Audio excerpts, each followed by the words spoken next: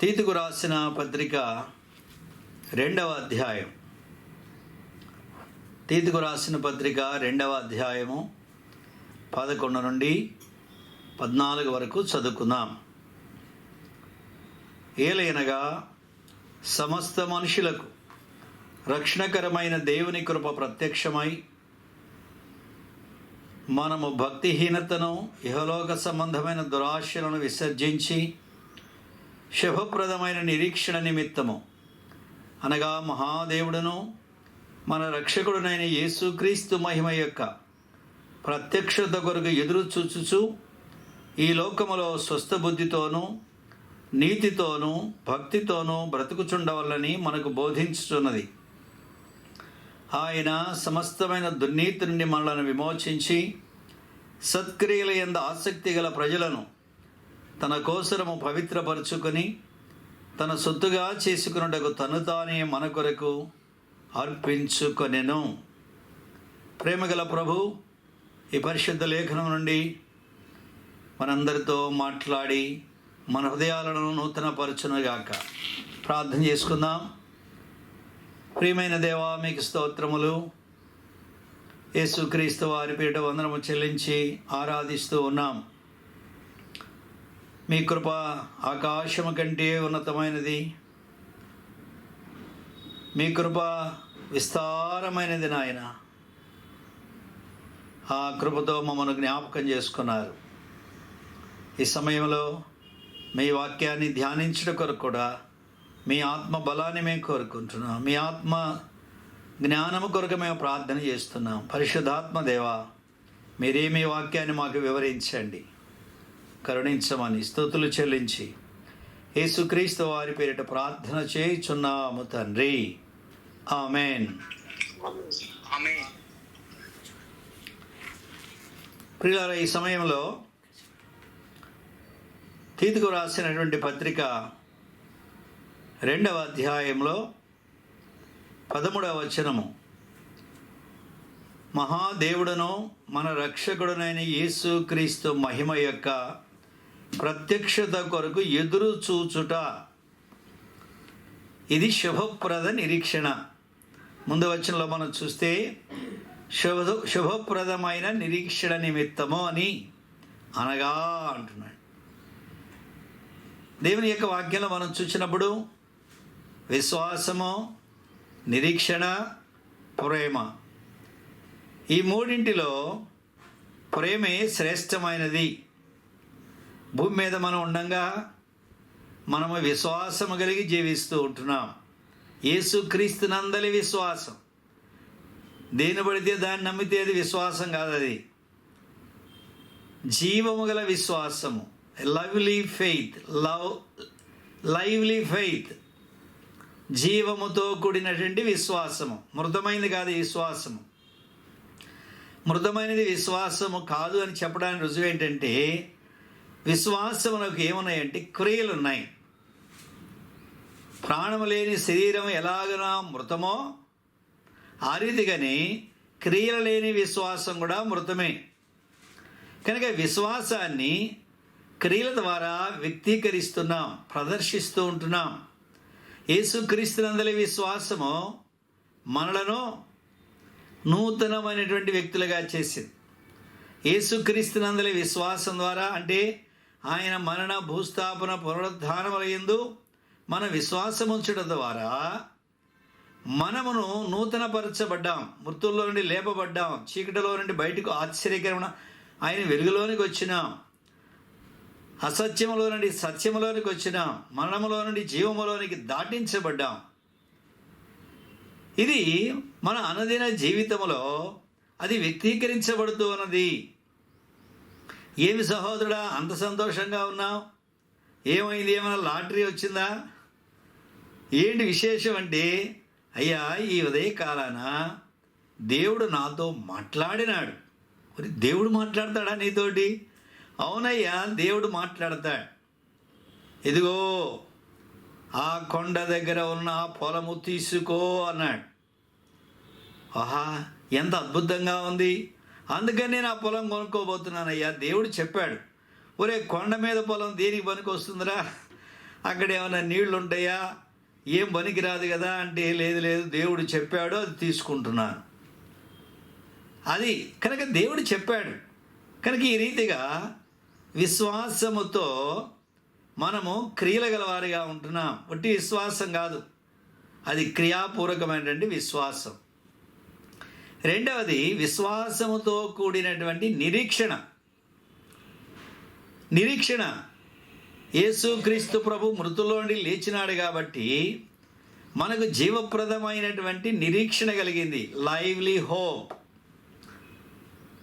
కనుక జీవముతో కూడిన నిరీక్షణ ఇది. ఆయన లేచాడు, ఆయన చెప్పాడు నేను మరలా వచ్చేదని చెప్పాడు కాబట్టి ఆయన మరలా రానంటూ ఉన్నాడు. ఆయన నమ్మదగిన వాడు. కనుక ఇది జీవముతో కూడినటువంటి నిరీక్షణ.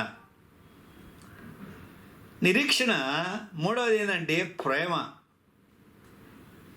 ఈ విశ్వాసానికి నిరీక్షణకు మూలం ఏంటంటే ప్రేమ. ఏ ప్రేమ అంటే అది అగాపే ప్రేమ. దేవుని ప్రేమను వివరించడానికి గ్రీకు భాషలో 4 పదాలు వాడబడ్డాయి. ప్రేమను తెలియచేయడానికి 4 పదాలు వాడబడ్డాయి గ్రీకు భాషలో. అయితే దేవుని ప్రేమను వివరించడానికి ఒకే ఒక పదం వాడబడింది, అగాపే ప్రేమ, నిస్వార్థమైన ప్రేమ. ఏది మన యొద్ద నుండి ఆశించకుండా ప్రేమించేటువంటి ప్రేమ. మిగిలిన ప్రేమలు వేరు, భార్యాభర్తల మధ్య ప్రేమ వేరు, అన్నదమ్ముల మధ్య ప్రేమ వేరు, స్నేహితుల మధ్య ఉండే ప్రేమ వేరు. వారన్నీ కూడా వేరే వేరే పదాలు వాడబడ్డాయి. మన భాష మరి ఆ పదాలన్నీ మన భాషలో లేవు, అలాగే ఇంగ్లీష్లో కూడా లేవు. అందుకని అందరికీ లవ్ లవ్ అన్నారనమాట, ప్రేమ అని. కనుక అగాపే ప్రేమ ఇది. ఈ అగాపే ప్రేమతోనే దేవుడు మనల్ని ప్రేమించాడు.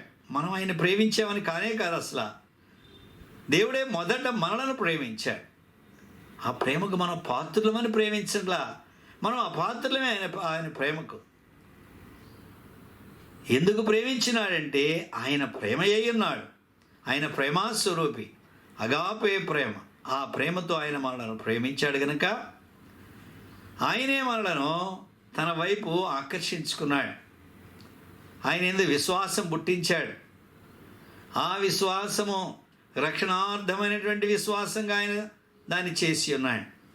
ఆ విశ్వాసాన్ని బట్టి అనగా రక్షించబడిన దాన్ని బట్టి మనలో నిరీక్షణ కలగజేశాడు. ఈ నిరీక్షణ ఏంటంటే అది శుభప్రదమైనది. అంటే ఏమిటి ఆ నిరీక్షణ అంటే, మహాదేవుడును మన రక్షకుడైన యేసుక్రీస్తు యొక్క మహిమ, ఆ మహిమ యొక్క ప్రత్యక్షత, దాని కొరకు మనం ఎదురు చూస్తున్నాం భూమి మీద. ఈ మహిమ యొక్క ప్రత్యక్షత కొరకు మనం ఎదురు చూడక ముందు ఇంకొకటి ప్రత్యక్షమైనది. అదే 11వ వచనంలో మనం చూసాం, సమస్త మనుషులకు రక్షణకరమైన దేవుని కృప ప్రత్యక్షమైనది. రక్షణకరమైన దేవుని కృప ప్రత్యక్షమైనది. ఆ మాట మనకేం చెప్తూ ఉన్నదంటే, దేవుని యొక్క కృప శరీరముగా యేసుక్రీస్తుగా నివసించినాడు. దేవత్వం యొక్క సర్వ సంపూర్ణత యేసుక్రీస్తు శరీరముగా నివసించినాడు. ఆయనే యేసుక్రీస్తు వారే దేవుని కృప. ఆయన శరీరధారిగా వచ్చాడు, అది దేవుని కృప. ఆయన శరీరధారిగా వచ్చి రక్తమాంసములు కలిగి మనమందరం కూడా మరణ భయం చేత దాస్యమునకు లోబడి జీవిస్తున్నటువంటి మనలను విడిపించడానికి ఆయన దేవుని కృప వలన ప్రతి మనుషుని కొరకు మరణం అనుభవించాడు. ప్రతి మనుషుని కొరకు, నీ కొరకు, నా కొరకు, మన యొక్క ప్రత్యామ్నాయముగా, మనకు బదులుగా మన స్థానాన్ని తీసుకొని ఆయన మరణాన్ని రుచి చూచాడు, మరణాన్ని పొందినాడు, మరణాన్ని అనుభవించాడు ఆయన. కనుక ఈ రీతిగా మన మరణాన్ని ఆయన మృంగివేసి ఆయనకి జీవాన్ని మనం అనుగ్రహించాడు. ఆ రీతిగా మనలను జీవప్రాప్తులనుగా చేసి ఉన్నాడు. ఇది దేవుని కృప. జీవప్రాప్తులమైన ఈ భూమి మీద మనము జీవించేవారమైనా, అంతకుముందు మనం పాపమృతులమైన మనలను ఇప్పుడు ఈనాడు మనలను యేసుక్రీస్తునందు పరిశుద్ధమైన జీవితం ఇచ్చి మనల్ని సజీవులుగా ఉంచాడు. ప్రియులారా, ఇంత గొప్ప రక్షణ ఇది. కనుక ఈ రక్షణ అంతటితో ఆగిపోలేదు. కనుక రక్షించిన తర్వాత ప్రభు మనల్ని వెంటనే పరలోకానికి తీసుకువెళ్ళలేదు, మనల్ని భూమి మీదనే ఉంచాడు. ఎందుకు ఆయన మనల్ని భూమి మీదే ఉంచాడు అంటే, ఒకటి, తన మహిమా గుణాతిశయములను మనం ప్రచురము చేయ నిమిత్తమునో, ఆయన ఎవరో, ఆయన యొక్క మహిమ ఏంటో అది లోకములో మనము బయలుపరిచేవారిగా ఉండాలి. మన యొక్క పెదవుల ద్వారానో, మన యొక్క ప్రవర్తన ద్వారా, మన యొక్క బిలీఫ్, మన యొక్క బిహేవియర్, అంటే మనకు ఉండేటువంటి ఆ యొక్క విశ్వాసాన్ని ప్రవర్తన ద్వారా మనం దాన్ని బయలుపరుస్తూ ఉంటున్నాం. యేసుక్రీస్తు ప్రభువు సజీవుడు అనేటువంటి ఆ సత్యాన్ని మనము మన జీవితంలో రుజువుపరుస్తూ ఉంటున్నాం. అందుకొరకు భూమి మీద మనల్ని ఉంచాడు.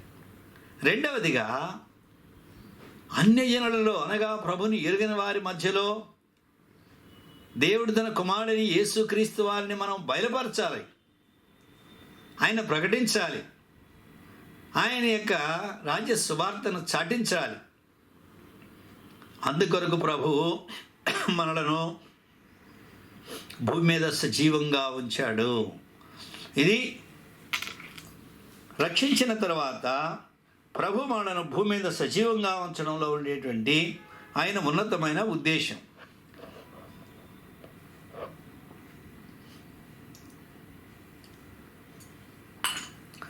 కానీ ఈ భూమి మీద మనం ఎలాగ జీవించాలి, ఇక్కడ మనం చదివినటువంటి యొక్క వచనాన్ని మనం చూస్తే 3 మాటలు గుర్తుపెట్టుకుందాం. ఒకటి, విసర్జించుట. రెండవది, జీవించుట. మూడవది, ఎదురు చూచుట. 3 మాటలు గుర్తుపెట్టుకున్నాయి. ముందుకు వెళ్దాం. Denying, living and looking. విసర్జించాలి. ఈ భూమి మీద మనము ప్రభు కొరకు జీవించేటువంటి ప్రజలుగా మనము ఏమి విసర్జించాలి, ఏమి విడిచిపెట్టాలో దేవుని వాక్యం చెప్తున్నది. ఆ తర్వాత ఏ రీతిగా జీవించాలో దేవుని వాక్యం చెప్తున్నది. ఈ రీతిన అనుభవంలో మనం ఆయన రాకడ కొరకు ఎదురు చూడాలి అనేటువంటి సత్యాన్ని మనకు బోధిస్తూ ఉంటున్నాడు. చూడండి, 13వ వచనం చివరిలో చూస్తే, మనకు బోధించుచున్నది అంటే ఏంటిది? ఒక విద్య లాంటిది. మనం ఎల్కేజీలో చేరాం ప్రభువు నమ్ముకున్నప్పుడు, అర్థమైందా? ఆ తర్వాత మనం యూకేజీ, ఆ తర్వాత ఫస్ట్ క్లాస్, ఆ తర్వాత 5th, ఆ తర్వాత 10th, ఆ తర్వాత ఇంటర్మీడియట్, డిగ్రీ, పీజీ, ఆ తర్వాత రీసెర్చ్. అది కానీ ఇక్కడ బోధించడము అనేటువంటి యొక్క మాట, ఇది స్కాలస్టిక్ వర్డ్. అంటే స్కాలర్ ఒక ప్రత్యేకమైన అంశం మీదని పరిశోధన చేస్తూ ఉంటారు, వాళ్ళని స్కాలర్స్ అంటారన్నమాట.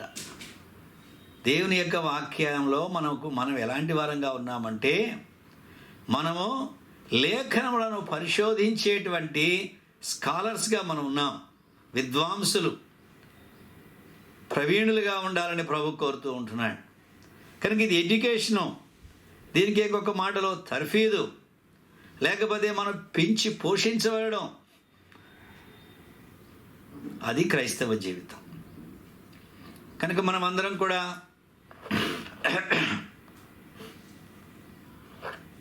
ప్రభు యొక్క పాఠశాలలో చేరాం. పరిశుద్ధాత్మ దేవుడు ఆ పాఠశాలకు హెడ్ మాస్టర్ లేక ప్రిన్సిపల్ ఆయనే. ఆయన యొక్క శిరసత్వం క్రింద ఈ పాఠశాల నడుస్తుంది. ఆయన మనకు బోధిస్తూ ఉంటాడు. ఆయన యొక్క నోటి బోరలుగా దేవుడు ఆయా వ్యక్తులను వాడుకుంటూ ఉంటాడు. తన నోటి బోరగా, ఇదిగో ఇది నాని ఈ సందేశం చెప్పు అని తన సేవకులను, తన దాసులను, తన యొక్క పనివాళ్ళను పంపిస్తూ ఉంటాడు. కనుక ఈ రీతిగా మనము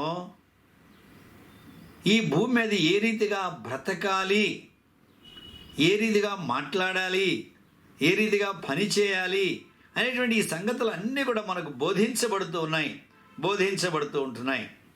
కనుక ఇప్పుడు మొట్టమొదటి మాట ఏంటంటే 12వ వచనంలో చూడండి, రక్షించబడిన మనము 12వ వచనంలో భక్తిహీనతను విసర్జించాలి. ఏంది భక్తిహీనత అంటే ఏంటి?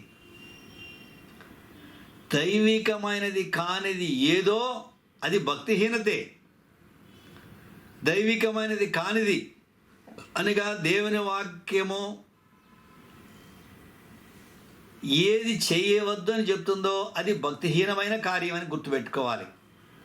దీనికి స్టాండర్డ్ ఏంటి, ప్రమాణం ఏంటి, ఏది భక్తి కార్యమో ఏది భక్తిహీనమైన కార్యం అనేటువంటి దానికి ప్రమాణం ఎక్కడికో వెళ్ళాల్సిన పని లేదు, వాక్యమే ప్రమాణం. కనుక ఈ రీతిగా భక్తిహీనత వాక్యమునకు భిన్నమైనది, లోక సంబంధమైనది, మనుష్య సంబంధమైనటువంటిది, ఆయా విధమైనటువంటి ఆచారాలు, మనుషులు కల్పించిన పద్ధతులు, ఇలాంటివన్నీ కూడా భక్తిహీనమైన కార్యాలు గుర్తుపెట్టుకుందాం. కనుక భక్తిహీనమైన కార్యాలంటే ఏదేదో అనుకోవద్దు. వాక్యమునకు విరుద్ధమైనది, దేవునికి విరుద్ధమైనది, దేవుడు చెప్పనిది, అది భక్తిహీనమైన కార్యాలు. కనుక వీటికి ఉదాహరణలు ఏమని చెప్పగలం? భక్తిహీనమైన కార్యాలంటే అవిధేయతతో కూడిన కార్యాలు. సాధారణంగా మనము ఒక్క మాటలో చెప్పుకోవాలంటే దేవుడు దేనిని తినవద్దన్నాడో దానినే తిని భక్తిహీనులైపోయారు. అది కనుక దేవుని యొక్క వాక్యంలో ఏది మనకు ఆత్మీయ జీవితానికి పనికిరాదో అది భక్తిహీనమైన కార్యం అనే విషయాన్ని మనం ఎరగవలసిన వారుగా ఉంటున్నాం. దేవుని వాక్యంలో రాయబడని సంగతులు ఎన్నో ఉన్నాయి. నాగాలాండ్ ప్రాంతంలో అక్కడ మనుషులు చాలా కఠినులుగా ఉంటారు. మరి కఠినులే కాదు, క్రూరులు కూడా. అలాంటి స్థలంలో ఒక ఆయన వచ్చాడు, పాస్టర్ గారి దగ్గరికి వచ్చి, పొగ త్రాగకూడదని ఎక్కడుందండి బైబిల్లో చూపించండి అన్నాడు. అదేందయ్యా, బైబిల్లో ఉండడం ఏంటి, నేను చూపించడం ఏంటి, అది దేవునికి ఇష్టం లేని కార్యం, ఎక్కడుంది బైబిల్లో చూపించంటాడు. సరే, నువ్వు టీ తాగేటప్పుడు ఏం చేస్తావు? దేవా ఈ టీ కొరకై స్తోత్రం అంటానయ్యా. అన్నం తినేటప్పుడు ఏం చేస్తావు? ప్రభువా ఈ ఆహారం ఇచ్చే స్తోత్రం అంటాను. అలానా? మంచిది. అలానే ఈ సిగరెట్ తాగేటప్పుడు కూడా యేసు ప్రభువా ఈ సిగరెట్ ఇచ్చేవయ్యా, నీకు స్తోత్రం అని చెప్పు. అదేంటయ్యా అటు చెప్తాను నేను అన్న. మరి స్తోత్రం చెప్పలేనప్పుడు దాన్ని ఎడ తాగుతావు? కనుక చూడండి, అనేకమైన విషయాలు మనకి అక్కడ స్పష్టంగా వ్రాయబడలేదని మన ఇష్టం వచ్చినట్టుగా జీవించడం కాదు. అక్కడ దేవునికి మహిమ కలగనివి, దేవునికి ఇష్టము లేనివి, దేవునికి స్తుతి చెల్లించలేనివి, ప్రభువా ఆఫీస్కి వెళ్తున్నా నాయన నాకు తోడుగా ఉండు, మంచిది, ప్రార్థన చేసుకున్నా వెళ్ళా. ప్రభువా సినిమా హాల్కి వెళ్తున్నానయ్యా తోడుగా ఉండు అని ప్రార్థన చేస్తావా? నాతో రా ప్రభువా అంటావా? ప్రభు నీతో వస్తాడా? అది భక్తిహీనమైన కార్యాలే కదా ఇవన్నీ. కనుక ఇవన్నీ కూడా చిన్నపిల్లలకు చెప్పినట్టు మాటలు ఇవి. మీకు ఆత్మీయమైన అంతస్తులోనికి మనం ఎదిగినప్పుడు ఎవరు కూడా మనకు బోధించాల్సిన అవసరం లేదు. పరిశుద్ధాత్ముడు మన యందుండి ఏది ఘనమైనదో, ఏది మాన్యమైనదో, ఏది శ్రేష్టమైనదో, ఏది రమ్యమైనదో, ఏది ఖ్యాతి గలదో, ఏది ప్రభువుకు మహిమ తెచ్చేదిగా ఉన్నదో అలాంటి వాటి మీదనే మనం మనసుంచేవారిగా ఉంటాం. కనుక పిల్లవాడికి అనేకసార్లు అనేకమైన ప్రశ్నలు వస్తూ ఉంటాయి. కనుక ఎల్లకాలం మనం పిల్లవాళ్ళలాగా ఈ భూమి మీద ప్రవర్తించకూడదు. దేవుడు మనకు వివేచన జ్ఞానం ఇచ్చాడు తన ఆత్మ ద్వారా. కనుక విసర్జించవలసినవి ఇవన్నీ కూడా. రెండవది ఇహలోక సంబంధమైన దురాశలు. ఆశలు వేరు, దురాశలు వేరు. ఆశ లేకపోతే అసలు మనం బ్రతకలేము భూమి మీద. పిల్లవాడిని చదివించుకుంటున్నాను, వాడు పెద్ద అవుతాడు, పెద్ద అయిన తర్వాత వానికి ఉద్యోగం వస్తుంది, వాడు నన్ను పోషిస్తాడు. అది ఆశ, అందులో పాపము లేదు, అది సరి అయినటువంటిది. అదే రీతిగా త్వరగా అంకులు ముగించేస్తే వేడివేడిగా అన్నం తినాలనుకుంటున్నాను, అది కూడా ఆశ, మంచిదే. వేడివేడి ఆహారం తినడం అనేటువంటిది ఆరోగ్యానికి మంచిదే. అలానే ప్రభు చిత్తమైతే ఈ పని చేస్తాను, ఈ పని చేసి నేను అభివృద్ధి పొందుతాను, అది ఆశ, మంచిదే. నేను ఈ కొత్త సంవత్సరంలో రోజుకి 5 అధ్యాయాలు చదువుతాను, ఆ రీతిగా బైబిల్లో దేవుని ప్రత్యక్షత నేను పొందుతాను అని కోరుకుంటూ ఉంటాం. అవి ఆశ, మంచిది. ఇవన్నీ కూడా అవి ఉండాలి తప్పనిసరిగా. అవి లేవంటే కూడా చాలా నష్టం వస్తుంది. అయితే దురాశలు ఇవి ఏంటయ్యా అంటే, ఇక్కడ రాయబడిన మాట ఇహలోక సంబంధమైన దురాశలు. కనుక ఈ లోకము చేత ఏలబడము, being ruled by the worldly system. లోకంలో మనుషుల యొక్క జీవితం ఏంటంటే ఎప్పుడు కూడా సంపాదన మీదనే ఉంటుంది వాళ్ళకి. చాలాసార్లు చెప్తూ వచ్చాను. 2004లో నేను గుంటూరుకు వచ్చినప్పుడు, ఏమయ్యా ఇక్కడి నుంచి మాచర్లకు ఎంత దూరం అని అడిగేవాడిని. అన్న ఎంతనా, 60 రూపాయలు ఛార్జీ అన్న అంటాడు. ఒరే బాబు, సరే అమెరికా పోయినప్పుడు క్లీవ్లాండ్ నుండి డెట్రాయిట్కు ఎంత దూరం అయ్యా అంటే, ఎంత brother, it is just 1.5 hour drive అంటాడు. అక్కడంతా టైం చెప్తాడు, టైంలో మాట్లాడతాడు, దూరం అసలు చెప్పడు, టైం అంతా అక్కడ అమెరికాలో. ఇక్కడ మనం అంతా కూడా డబ్బుతో మాట్లాడతాం. ఇంత దూరం ఎంత అంటే ఇంత ఛార్జీ అంటాడు. సో ఈ రీతిగా లోకంలో మనుషులు దేని కొరకు ఆరాటపడుతున్నారు, దేని కొరకు ప్రయాసపడుతున్నారు అని. దురాశ. ఇందాక ఒక కథ విన్నాం. ఏంటది? వరదలో ఒక శవం కొట్టుకొని వస్తూ ఉంది. చూసింది ఏంటిది? వల్చర్. దాని విచిత్రం ఏందో తెలుసా? మరి దేవుడు దానికి అలాంటి జ్ఞానం ఇచ్చాడు. కొన్ని మైళ్ళ దూరంలో ఒక జంతువు చచ్చిపోతే ఆ మైళ్ళ దూరంలో నుండి అది పసిగడుతుందంట. ఆ వాసనకి దానికి అర్థమైపోతుందంట, ఆ వాసన వచ్చేస్తుందంట అంత దూరం. మరి దాని విచిత్రం, దేవుని యొక్క సృష్టి ఎంత గొప్పదో చూడు. వెంటనే అక్కడికి వెళ్ళిపోయింది అనమాట. కనుక ఆ రీతిగా ఈ వల్చరు దాన్ని తింటా ఉంది కదా, దాని ఆహారం అది తినడంలో తప్పేం లేదు. అక్కడ తింటా ఉన్నది, కడుపు నిండింది, లేచిపోవచ్చు కదా. అబ్బా మరలా దొరికిద్దా, ఎంత రుచిగా ఉంది ఇది అని అనుకొని ఆ రీతిగానే తింటా ఉన్నది. అది దురాశ. కడుపు నిండిన తర్వాత లేచిపోయింటే తన బరువు తక్కువ ఉండి ఉంటుంది. అప్పటికి తన యొక్క కాళ్ళు ఆ శవంలో కూరుకొని పోవు. ఆశ ఏమైపోయిందంటే దురాశగా మారింది. తింటా ఉంది, దూరంగా కనబడతా ఉంది అక్కడ అగాధం. ఈ నది వెళ్ళి అక్కడ అగాధంలో పడుతుంది. ఇంకా చాలా దూరం ఉంది, సమయం చాలా ఉంది అని అప్పుడు దగ్గరకు వచ్చి నాకు ఎగురుదామలే అనుకుంటా ఉంది. తింటా ఉంది, బరువెక్కుతా ఉంది. ఈ బరువుకి ఏమైపోతున్నాయంటే తన యొక్క ఆ పాదాలు ఆ శవంలో ఇరుక్కొని పోతూ ఉన్నాయి. దగ్గరికి రానే వచ్చింది, ఇంక ఎగరాలనుకొని ప్రయత్నం చేసింది, వాళ్ళని వలగాల, అంతే అగాధంలో పడి చచ్చింది. కనుక తన ఆహారం అది. ఆహారం కొరకు వెళ్ళి తినడంలో తప్పు లేదు, కానీ అక్కడ ఏం జరిగిందంటే దురాశ వచ్చేసింది. దురాశ. ఆ రీతిగా దురాశ ఏం చేస్తుందంటే మనల్ని అందులో కూరుకొని పోయేటట్లుగా చేస్తుంది. ఇది కథ సాధారణంగా చూస్తూ ఉంటారు నదులు ఇలాంటి చోట ఉన్నవాళ్ళు. ఒకసారి ఎండాకాలంలో మా ఆఫీసులో మా డ్రైవరు ఒక కొంగను బట్టి జీపులో పడేశాడు. ఏమరా నాయన, కొంగ ఎలా దొరికిందిరా, నీకు అంత సులభంగా దొరికింది? కొంగలు చాలా కష్టం కదా. అది కాదు సార్, మన యాంటీనా స్టేషన్ ఉంది కదా, ఆ రోడ్డు మీద ఒక పురుగు పోతా ఉంది. బాగా ఎండాకాలం అది. ఆ ఎండకి తారు కరిగిపోయింది. సరే ఈ కొంగకి తారు కరిగిన సంగతి తెలియదు కదా, పురుగును తినడానికి వచ్చి అమాంతంగా రోడ్డు మీద వాలింది. పురుగు తినేసింది. కానీ ఈ తారులో కాళ్ళు చిక్కుకుపోయినాయి. కళ్ళారా చూసింది అంతే.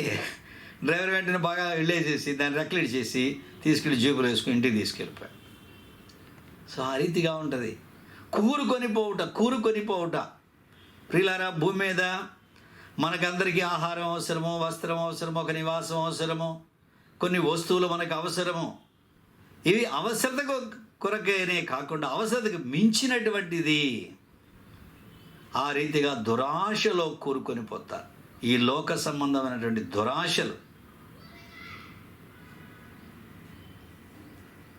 తర్వాత శరీర సంబంధమైనటువంటి దురాశలు.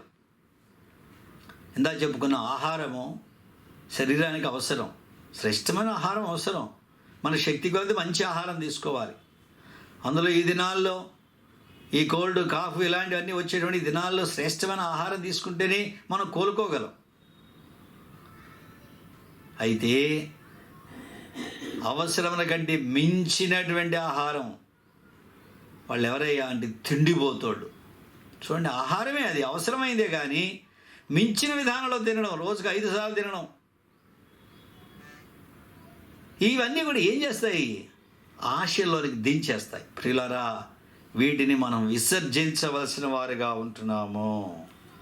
విసర్జన అనే మాట మీకు బాగా అర్థం కావడానికి తెలుగులో మల విసర్జన, మూత్ర విసర్జన అనే మాటలు మీకు తెలుసు. అవి విసర్జిస్తే వాటి వైపు చూడం మనం అసలు. ఆ రీతిగా మనం ఇహలోక సంబంధమైనటువంటి దురాశలను విసర్జించాలి.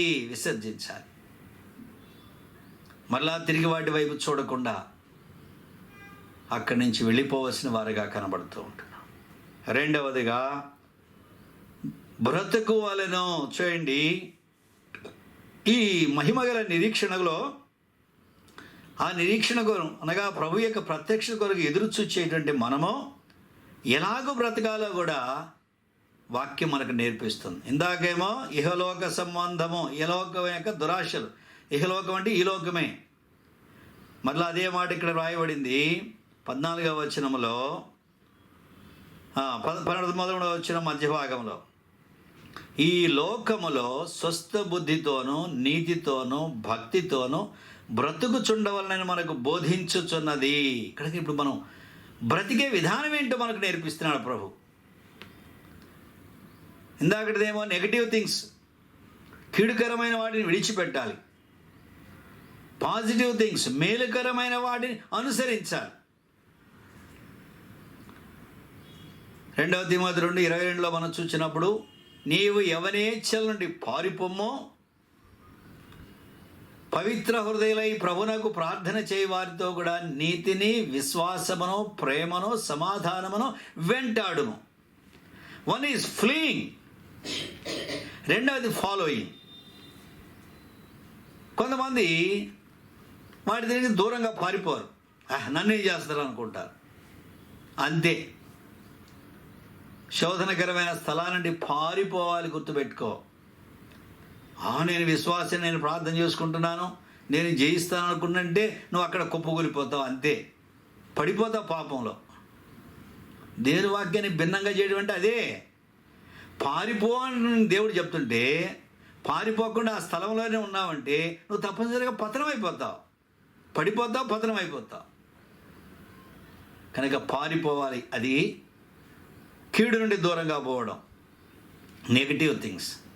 పాజిటివ్ థింగ్ ఉన్నది, వెంటాడాలి, వెంబడించాలి, పరిగెత్తాలి. పాపము నుండి పారిపోవాలి, విశ్వాసము, ప్రేమ, సమాధానాల కొరకు పరిగెత్తాలి. ఎక్కడున్నారు పవిత్ర హృదయాలు? ఎక్కడున్నారు వారు? ప్రభువుకు ప్రార్థన చేసేవారు ఎక్కడుంటున్నారు? పవిత్ర హృదయులై. అలాంటి వారితో కలిసి మనం ఏం చేయాలంటే దేవుని ప్రేమ, దేవుని సమాధానము, దేవుని యందలి విశ్వాసమును, దేవుని నీతిని, దేవుని సమాధానాన్ని మనము వెదకి వెంటాడాలి. దాని కొరకు మనం ప్రయాసపడాలి. ప్రియులారా, శ్రేష్టం అని ఊరకు రావు ఏది కూడా. శ్రేష్టమైనవి ఉచితంగా రావు, గుర్తుపెట్టుకోండి. శ్రేష్టమైన వాటిని సంపాదించుకోవాలంటే దాని కొరకైన క్రయాన్ని మనం చెల్లించాలి. కనుక ఇక్కడ మనం ఎలాగ బ్రతకాలో బైబిల్ మనకు బోధిస్తూ ఉన్నది. చూడండి, స్వస్థ బుద్ధి. స్వస్థ బుద్ధి అంటే ఈ మాట చాలాసార్లు చెప్పుకున్నాం. ప్రతి విషయములో నా మట్టుకు నేను మితముగా ఉంటాను. అది మితముగా ఉండుట. దేవుని వాక్యం మనం చూస్తే ఈ లోకం అనుభవించేవారు మితముగా అనుభవించాలి. విస్తారంగా ఉండొచ్చు, అందులో కూడా మితం అనేటువంటిది ఎంత ప్రాముఖ్యమైందో చూడు.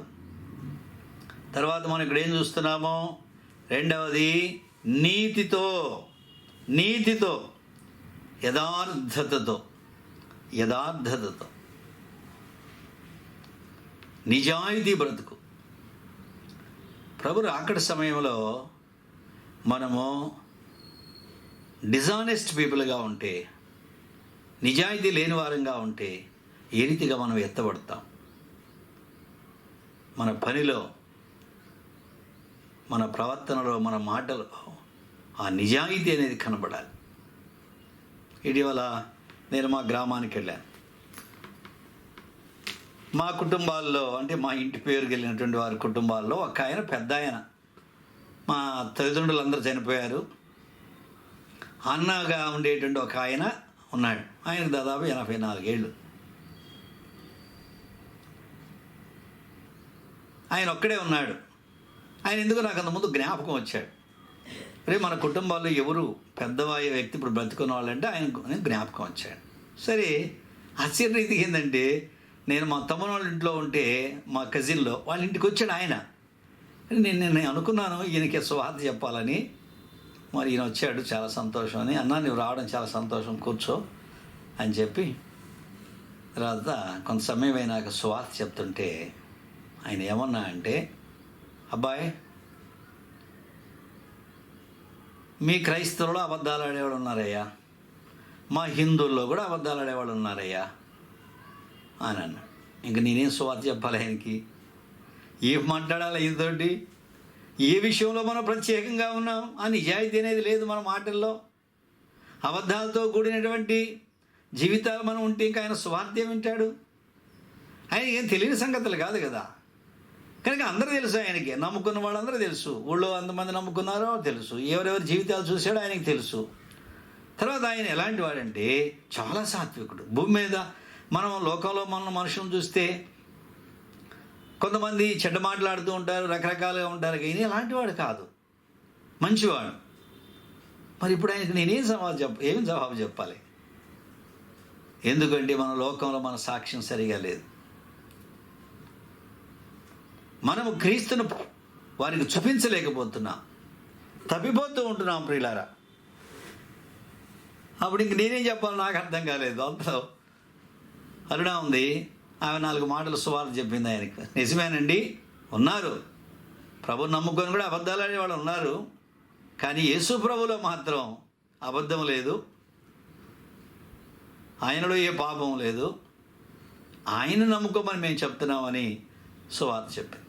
కనుక అనేకసార్లు మనం వారితో మాట్లాడలేని వారం అయిపోతూ ఉంటున్నాం. ఎందుకంటే మన జీవితంలో ఈ అనుభవాలు లేవు. నీతితో బ్రతకడము అనేటువంటిది లేకుండా పోతున్నది. యథార్థతతో కూడినటువంటిది. మూడవదిగా మనం ఏం చూస్తున్నామంటే భక్తితో. ఇందాక మనం చెప్పున్నాం కూడా భక్తిహీనత. భక్తిహీనతకు వ్యతిరేకమైన పదము భక్తి. ఏంటి భక్తి అంటే? మన దేశంలో ఎంతో భక్తి గల ప్రజలు ఉన్నారు. మన దేశంలో ఉన్నంత భక్తి ప్రపంచంలో ఎక్కడ మీకు కనబడదు. ఎంతో భక్తి, ఆచారాలు, దేవాలయానికి వెళ్ళేవాళ్ళు, చర్చిలకు వెళ్ళేవాళ్ళు, ఇంకా రకరకాలైనటువంటి భక్తి వేషాలతో, భక్తితో జీవించేవారు ఎంతోమంది కనబడుతున్నారు. అయితే ఈ భక్తి ఏందో తెలుసా? భయముతో కూడిన భక్తి. భయముతో కూడిన భక్తి. భయము లేని భక్తి వేరు. భయముతో కూడిన భక్తి. దేవుడు నన్ను చూస్తున్నాడు, నేను చేసేది మనుషుల కొరకు కాదు, దేవుని కొరకు. ఎవరు ఇక్కడ మనుషులు లేరు, కయ్యని హేబేలును చంపినప్పుడు పొలంలో ఎవరు లేరు, కానీ దేవుడు చూస్తున్నాడు. దేవుడు చూచి, కయ్యను నీ తమ్ముడైన హేబేలు ఎక్కడ ఉన్నాడు? అక్కడ దేవుడు లేడు కదా, ఆయనకేంది, నేను చెప్పినట్టు ఆయనకి తెలుసు అనుకొని నేనేమన్నా నా తమ్ముడు వారికి కావలేవాడినా అంటున్నాడు. ఆ రీతిగా దేవుడు చూడడం లేదనుకొని మనకి ఏ ఇష్టం వచ్చిన మాటలు మనం మాట్లాడుకుంటా, మనకి ఇష్టం వచ్చిన కార్యాలు మనం చేస్తూ ఉంటే అదే భక్తిహీనత. కనుక భక్తి దేవుని సన్నిధిలో, అందుకని దేవుడు అన్నాడు అబ్రహాంతో, అబ్రహామా నా సన్నిధిలో నడుచుకొనొచ్చు నిందారహితుడవై ఉండు. ఆయన సన్నిధిలో మనం నడుచుకోవడం అంటే మనలో ఏ బలహీనతలు లేవా? ఉన్నాయి. అయితే అక్కడ ఉన్న సత్యం ఏంటంటే, ప్రభువా నేను బలహీనుడను, ఇక్కడ తొట్టుపడిన నన్ను క్షమించు, దాన్ని వెంటనే సరి చేసుకొని చక్కపరుచుకున్నటువంటి జీవితం, అది భక్తి జీవితం. ఏ బలహీనత లేని వారు భూమి మీద ఎవరూ కూడా లేరు, పాపము చేయని వారు ఎవరునూ లేరు. ప్రభువును అంగీకరించిన తర్వాత కూడా మనం అనేక సార్లు తొట్టుపడ్డాం. దైవజనుల యొక్క జీవితాలు మనం చూస్తున్నాం. ఎక్కడో ఒక విషయంలో వారు పొరపాటు పడుతూనే ఉంటున్నారు. అయితే వారు ఏం చేశారంటే, దేవా నన్ను పరిశీలించు, నన్ను పరిశోధించు, నన్ను పరీక్షించు అని వారు దేవుని సన్నిధిలో మొరపెట్టుకున్నారు, చక్కబరుచుకున్నారు. అది భక్తి జీవితం అంటే, ఎప్పటికప్పుడు చక్కబరుచుకునేటువంటి జీవితం. దేవుడు మాట్లాడినప్పుడు విధేయత చూపించేటువంటిది భక్తి జీవితం. ఈ రీతిగా భక్తితో మనం బ్రతకవలెను అనేటువంటి విషయాన్ని ఇక్కడ మనకు పరిశుద్ధాత్ముడు మనకు బోధిస్తూ ఉంటున్నాడు.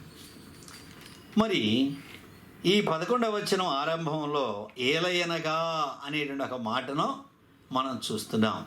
ఈ ఏలయనగా అనేటువంటి మాట ఈ ముందు 10 వచనాలను 11వ వచనం నుండి ఈ 14వ వచనం దానికి కంజంక్షన్గా ఉంది, కలుపుతూ ఉన్నది. ఏంటి ఆ ముందున్న విషయాలేంటి క్లుప్తంగా మనం ధ్యానం చేసి ప్రభువులో పాలు పొందుతాం. చూడండి, ఇక్కడ మనం చూసినప్పుడు 2వ అధ్యాయం మొదటి నుండి మనం చూసినప్పుడు స్థానిక సంఘములో ఒక్కొక్కరి యొక్క పని గురించి మాట్లాడుతున్నాడు. సంఘములో సేవకుడున్నాడు, వృద్ధులున్నారు, వృద్ధ స్త్రీలున్నారు, యవన స్త్రీలున్నారు, యవన పురుషులున్నారు, అదే రీతిగా దాసులైన వారు ఉన్నారు, పనిచేసేవారు ఉంటున్నారు. వీరందరూ వారి వారి జీవితాల్లో ఏ రీతిగా ఉండాలి అనే విషయాన్ని వారికి బోధించమని పౌలు పరిశుద్ధాత్మ ద్వారా తీతుకు రాస్తున్నాడు. నీవు హితబోధకు అనుకూలమైన సంగతులను బోధించుము. హితబోధ అంటే కింద రాయబడిన మాటలు ఏంటంటే ఆరోగ్యకరమైన బోధ. ఇంకా కింది వచనాల్లో చూస్తే నీ బోధ మోసము లేనిదిగా ఉండవలెను. మోసము లేనిది అర్థమవుతుందా? దుర్లాభాపేక్షతో ఉండేదిగా ఉండకూడదు. మోసంతో కూడిన బోధ. ప్రియులారా, అందరికంటే ఎక్కువైనటువంటి శిక్ష ఎవరికంటే బోధకులకి. దేవుని వాక్యంలో మాట చూస్తున్నాం. మోసంతో కూడిన బోధ చేసేవాళ్ళు ఉంటారు. చక్కబరుచుకోవాలి మన జీవితాలను.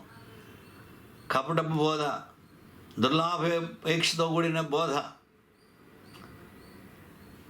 ఒక స్థానిక సంఘంలో ఓ పాస్టర్ గారు ఉంటారు. అందరూ కూడా ఆయన దగ్గరికి వచ్చి ప్రార్థన చేయించుకుంటూ ఉంటారు వారి వారి కష్టాలను బట్టి.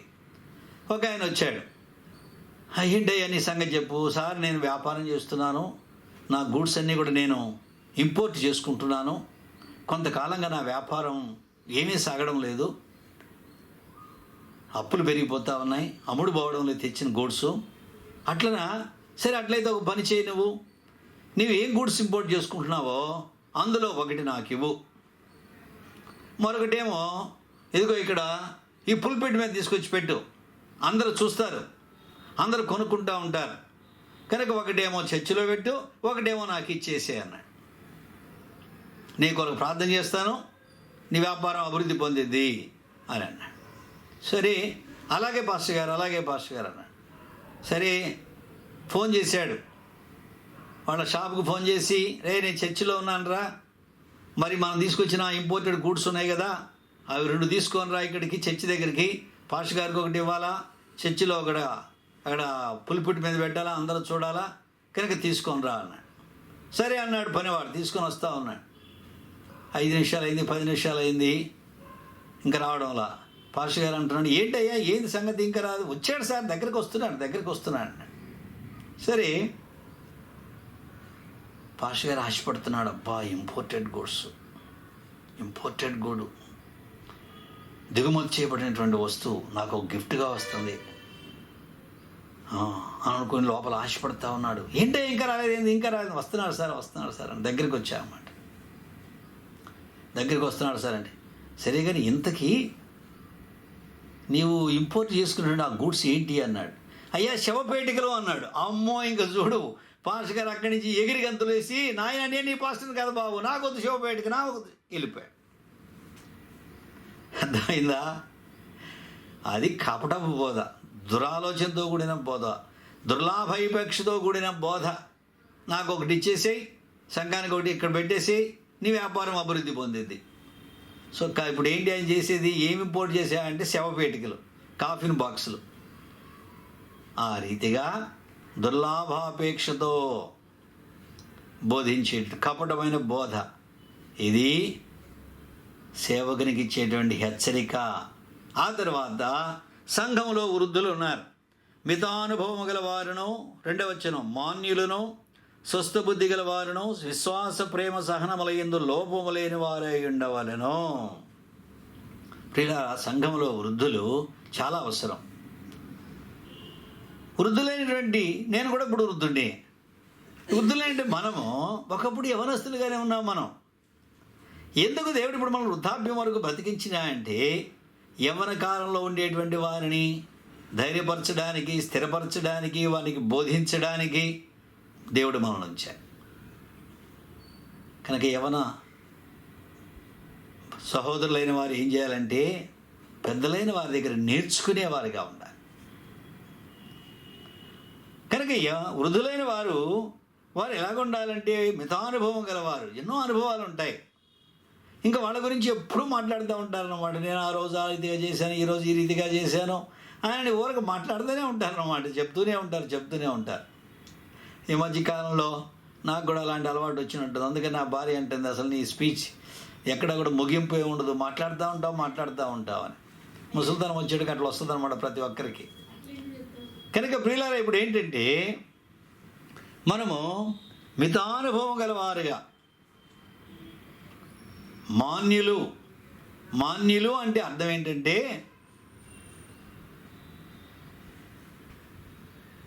అతిశయపడకుండా,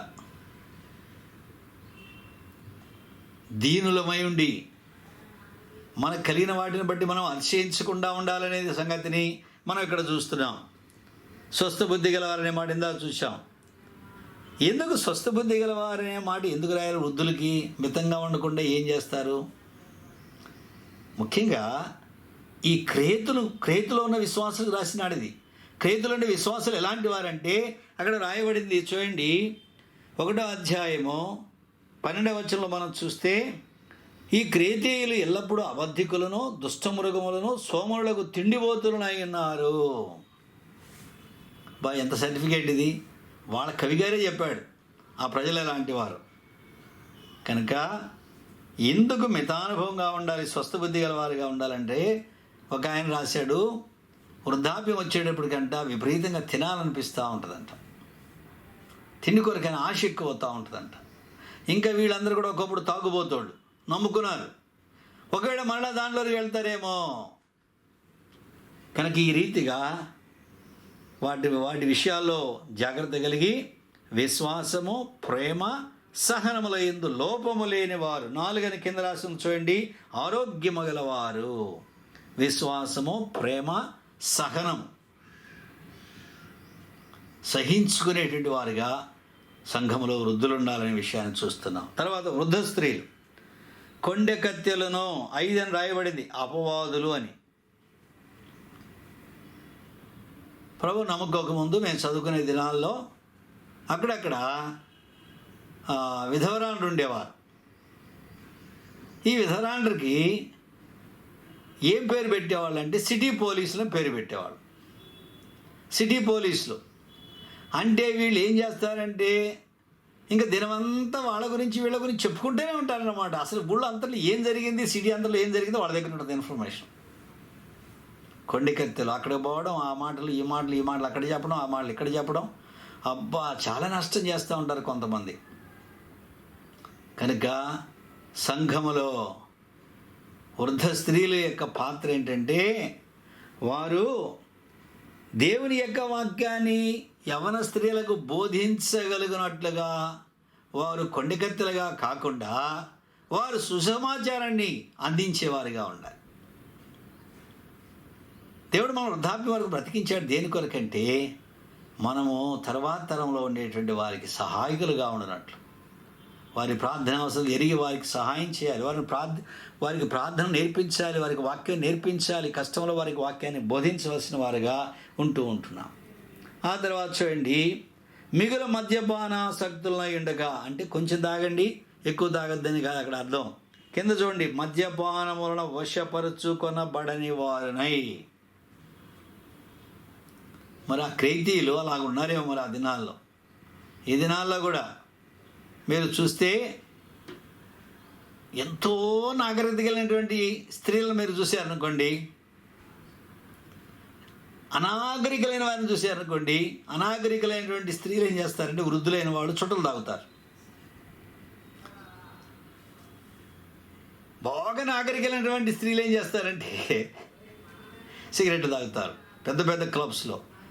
వీళ్ళేమో నాటు సారాయి తాగుతారు, వాళ్ళేమో పెద్ద పెద్ద ఇంపోర్టెడ్ సారాయి తాగుతూ ఉంటారు అన్నమాట. కనుక చూసారా, నాగరికత అనేటువంటిది జీవితాన్ని మార్చదు, చదువు మార్చదు. వాళ్ళు బాగా చదువుకున్న వాళ్ళు పెద్ద పెద్ద ఉద్యోగాలు చేస్తున్నారు, కానీ వాళ్ళ జీవితంలో ఉండేటువంటి ఆ వ్యసనాలు చూసారా, అదే సారాయి సీసా మారింది అంతే. అయితే పరిస్థితి వీడెక్కడో గుడిసెలో ఉండి తాగితే వాడు ఎక్కడో 5 స్టార్ హోటల్లో తాగుతూ ఉంటాడు ఆ రీతిగా. కనుక వృద్ధ స్త్రీలు అలా కాకుండా ప్రవర్తన యందు భయభక్తులు గలవారై ఉండవలెను. దేవుని యొక్క వాక్యాన్ని బోధించ సమర్థులుగా ఉండాలి. ముందుకు వెళ్తున్నాం. యవ్వన స్త్రీలు తమ భర్తలకు లోబడి ఉండి తమ భర్తలను శిష్యులను ప్రేమించువారును, స్వస్థబుద్ధి గలవారును, పవిత్రులను, ఇంట ఉండి పని చేసుకున్న వారును, మంచివారినై ఉండవాలని బుద్ధి చెప్పొచ్చు, మంచి ఉపదేశము చేయవారినై ఉండవాలని బోధించు. ఎవరు? వృద్ధ స్త్రీలు యవ్వన స్త్రీలకు బోధించాలి. కానీ ఇక్కడ ఏంటంటే భర్తలను ప్రేమించాలి. ఆశ్చర్యకరమైన మాట ఇది. ఒక్కసారి రాయబడింది బైబిల్లో, మిగతా వేరే చోట భార్యను భర్త ప్రేమించాలని చెప్పబడుతూ వచ్చింది. అయితే ఇక్కడ ఒక ప్రత్యేకమైన మాట ఏంటంటే భార్య భర్తను ప్రేమించాలి. మ్యూచువల్ లవ్, ఒకరిని ఒకరు పరస్పర ప్రేమ. ఈ మ్యూచువల్ లవ్, భార్యాభర్తలు ఒకరినొకరు ప్రేమించుకొని, రెండవది యవన స్త్రీలు తమ పిల్లలను ప్రేమించేవారుగా. ముఖ్యంగా క్రైస్తవ స్త్రీల్లో మనము ఈ సద్గుణాన్ని తప్పనిసరిగా అలవాటు చేసుకోవాలి, మనకు చాలా అవసరం. దైవజనుడు జాన్ వెస్లీ, ఆయన ఇంకొక మాట చార్లెస్ వెస్లీ, వారికి 14-15 మంది పిల్లలు, 19 మంది పిల్లలు ఏమో మరి తెలియదు. సూసన్ ఆమె పేరు. ఎంత ప్రేమతో పెంచింది. కనుకనే బిడ్డలు దైవజనులయ్యారు, ప్రపంచమంతటికి ఆశీర్వాదాన్ని తీసుకొని వచ్చారు. కనుక పిల్లలను ప్రేమించి పిల్లలను ప్రభు కొరకు పెంచాలి అనేటువంటి విషయాన్ని యవన స్త్రీలు ఎరగాలి. ఆ తర్వాత మనం చూస్తే 6వ వచనంలో, అటువలనే స్వస్థబుద్ధి గలవారైన యవన పురుషులను హెచ్చరించము. యంగ్ మెన్, యవన పురుషులు కొంచెం వాక్యం నేర్చుకుంటారు. వీళ్ళు అబ్బా ఇంక వాళ్ళు పట్టుకోలేం, కొంచెం తెలిస్తే చాలు నాకంతా వచ్చేసింది. ఆ మధ్యకాలంలో ఒక యవనస్తుడు మా దగ్గరికి సేవకు వచ్చాడు. ఈ ఊళ్ళో కాదులేండి, హైదరాబాద్ మీటింగ్స్ పోతే అక్కడ పరిచయం అయ్యాడు. అంకుల్ నేను మీ దగ్గర సేవకు వస్తా అన్నాడు. ఏదో చిన్న పని చేసుకుంటా ఉండేవాడు హైదరాబాద్లో, కూలి పనిలాగా. వచ్చేసాడు. వచ్చేసిన తర్వాత నేను లేనప్పుడు వాళ్ళతో చెప్పాడు, నేను 95% అంతా నేర్చేసుకున్నాను, నాకేం అవసరం లేదు, నేర్చుకోవాల్సిన దానికి నేను రాలేదు ఇక్కడ, ఏదో కొంత తర్ఫీదు కావాలి కాబట్టి వచ్చాను, నాకు అంతా తెలుసు అని మాట్లాడేవాడంట. అరే నాయన, చూడండి ఎలాగో మాట్లాడుతుంటారు. ఏం తెలుసు ఆయనకి? ఆ రీతిగా ప్రియమైన యవన సహోదరులారా జ్ఞాపకం పెట్టుకోండి, దేవుడు నీకేదో కొంత నేర్పిస్తే అతిశయపడవాక. స్వస్థ బుద్ధి అంటే మితంగా ఉండు. నువ్వు నేర్చుకోవాల్సింది చాలా ఉన్నది, నేర్చుకోవాల్సింది చాలా ఉంది. నువ్వు నేర్చుకున్నది చాలా కొంచెం, నేను నేర్చుకున్నది చాలా కొంచెం, నేర్చుకోవాల్సింది ఎంతోమంది అనేటువంటిది మనం ఎరగవలసిన వారిగా ఉన్నప్పుడు మనం దీనులంగా ఉంటాం, గరిష్ఠులం కాము. కనుక చాలామంది యవనస్తులు పడిపోవడానికి కారణం ఏంటంటే తమను తాము ఎక్కువగా ఎంచుకుంటూ ఉంటారు. అందుకని వారు స్వస్థ బుద్ధి గల వారై ఉండాలి అని ఒక్క మాటే రాశాడు యవన పురుషులకు. ఎందుకంటే ఆ విషయంలో జాగ్రత్త పడితే అన్ని విషయాల్లో భద్రపరచబడతారు. ఆ తర్వాత మనం చూస్తే చూడండి, మన గురించి చెడు మాటలు చెప్పేవాళ్ళు చాలామంది ఉంటారు. శత్రువు పక్షంగా ఉండేవాళ్ళు, వాళ్ళు సిగ్గుపడేటట్లు, ఎట్లా చెడు మాట చెప్పనేరకు సిగ్గుపడినట్లు అన్ని విషయంలో నీవే సత్కార్యముల విషయంలో మాదిరిగా కనబరుచుకో. దైవసేవకుడు, వృద్ధులు, వృద్ధ స్త్రీలు, యవన స్త్రీలు, యవన పురుషులు అందరూ కూడా ఎలా ఉండాలంటే సత్కార్యముల విషయంలో మాదిరిగా ఉండాలి. మన మాదిరి సత్కార్యముల యందు ఆసక్తి గల ప్రజలను తన కోసం ఆయన పవిత్రపరుచుకున్నాడు. మరొకసారి ఈ విషయాలు ధ్యానం చేస్తాం, ముందుకు వెళ్తాం. చూడండి 9వ వచనంలో దాసులైన వారి గురించి చెప్తూ, అన్ని విషయాలలో మన రక్షకుడకు దేవుని ఉపదేశమును అలంకరించున్నట్లు తమ యజమానులకు ఎదురు మాట చెప్పక, ఏమియో అపహరింపక, సంపూర్ణమైన మంచి నమ్మకము కనబరచుచు అన్ని కార్యములందు వారిని సంతోషపెట్టుచు వారికి లోబడి ఉండవాలని వారిని హెచ్చరించము. దాసులైన వారు అంటే ఆ దినాల్లో బానిసలకు చెప్పబడిన మాట.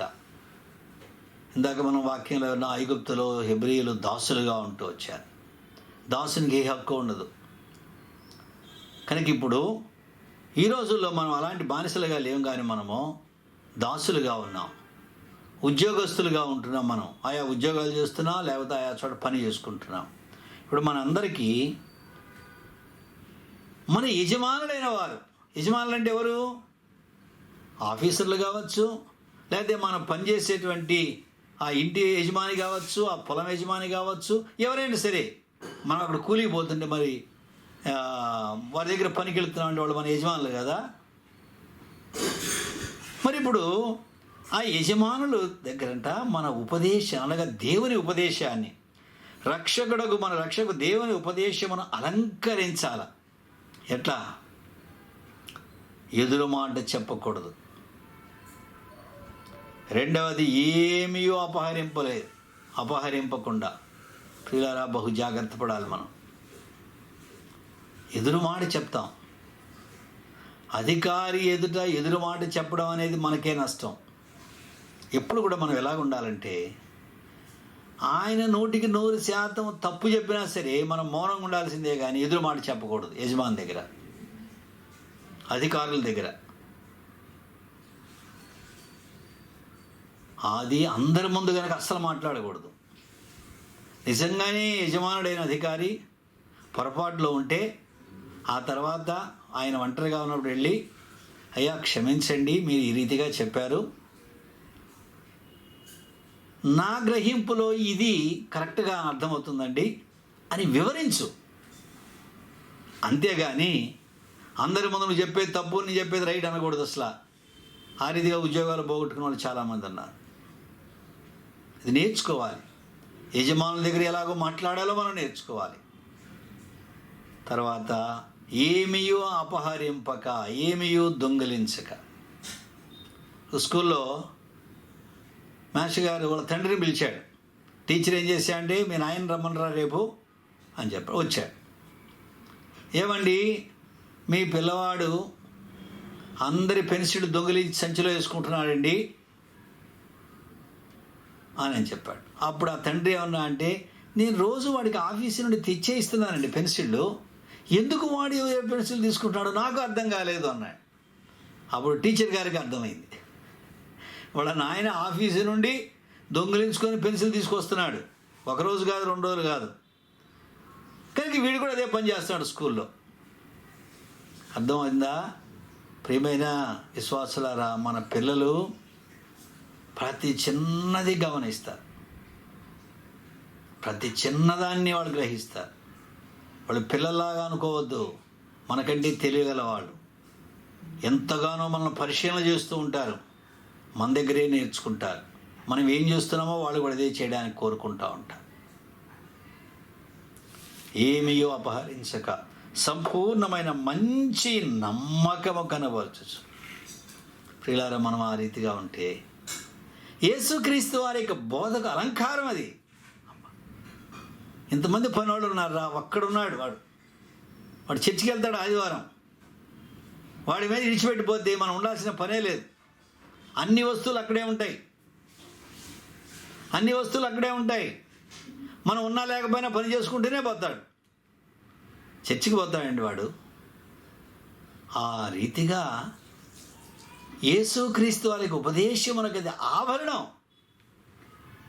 ఆభరణంగా ఉంటుంది. ఆ రీతిగా ఉండాలని, అన్ని విషయాల్లో వారిని అన్ని కార్యములైన వారిని సంతోషపెట్టచ్చు, వారికి లోబడి ఉండాలని మనకు బోధిస్తున్నాడు. అప్పుడు చూడండి, ఇప్పుడు 11వ వచనం, ఏలయనగా ఎందుకు ఈ రీతిగా మనం జీవించాలి? ఎందుకు? మహిమగల దేవుడు ప్రత్యక్షం కాబోతున్నాడు కనుక ఆ ప్రత్యక్ష వరకు ఎదురు చూచేయండి. నీవు నేను ఈ భూమి మీద నీతితో స్వస్థ బుద్ధితో బ్రతకాలని, భక్తితో బ్రతకాలని మనకు బోధించుచున్నది. ఈ రీతి అయినటువంటి సిద్ధపాటుతోనే మనం ఆయన రాకడ కొరకు ఎదురు చూచేవారుగా ఉంటాం. మనం ఒక దొంగతనం చేస్తూ ఉన్నప్పుడు ప్రభు వచ్చామనుకో ఏమైపోతాం మనం? ఇప్పుడే ఎందుకు వస్తాడు, చాలా కాలం పట్టిందిలే, ఇప్పుడు అన్నీ పోగేసుకుందాము అనుకుంటామా? ఆ శుభప్రద నిరీక్షణ కలిగిన నీవు నేను ప్రియులారా, జాగ్రత్త పడదాం. ప్రతి విషయంలో ప్రభువును సంతోషపెట్టు వారంగా ఉన్నప్పుడు మనం ఆయన సమయంలో ఎత్తబడేవారుగా ఉంటాం. ఎదురు చూచేటువంటి జీవితానికి నిదర్శనం ఏంటంటే మన అనుదిన పరిశుద్ధమైన భక్తి జీవితమే. మనం నీ ఎదురు చూస్తున్నాను అనే దానికి నిదర్శనం. ఆ రీతిగా మనం ఎదురు చూచి ప్రభు వచ్చిన సమయంలో మనం ఎత్తబడదుముగాక. ఆమేన్. ప్రార్థన చేసుకుందాం. దయచేసి తల వంచండి.